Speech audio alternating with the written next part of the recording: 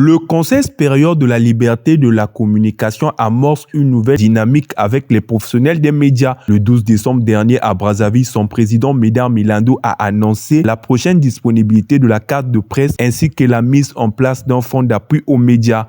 La presse est l'un des piliers de la vie démocratique dans un pays. Au Congo, avec l'avènement de la démocratie, la presse a connu l'apogée à travers la pluralité des médias, tant audiovisuels que de la presse écrite. Aujourd'hui, la presse en ligne élargit progressivement l'espace médiatique. Votre raison d'être est d'informer l'opinion.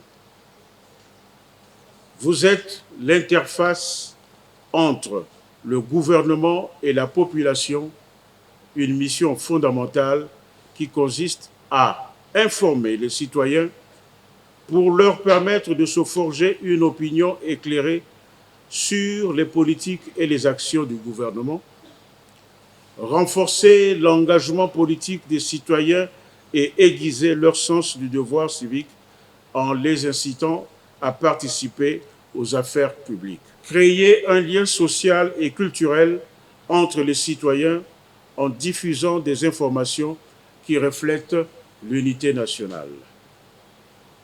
Créer des espaces de débat démocratique au cours desquels s'expriment les opinions des gouvernants et de l'opposition en vue de donner aux citoyens les capacités d'apprécier, de discuter des questions d'intérêt public.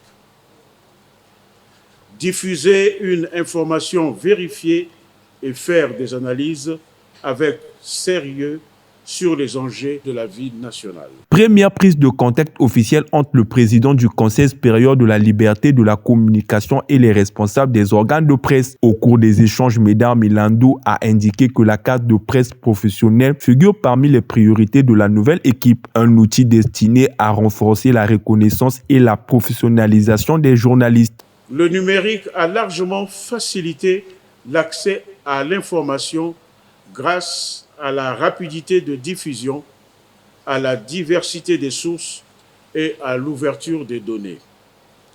Certes, les réseaux sociaux et les médias en ligne favorisent la participation citoyenne. Cette invite vient à point nommé, étant donné que dans quelques mois, le Congo connaîtra une élection majeure, celle du président de la République.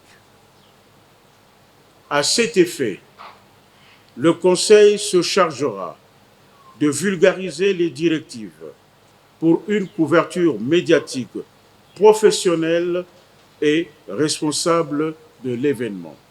Par ailleurs, le Conseil vient de relancer la campagne d'attribution de la carte de presse qui facilitera aux détenteurs l'accès aux lieux de meetings et d'autres événements à caractère électoral. Les directeurs des médias et les journalistes indépendants devront se rapprocher du secrétariat général pour de plus amples informations.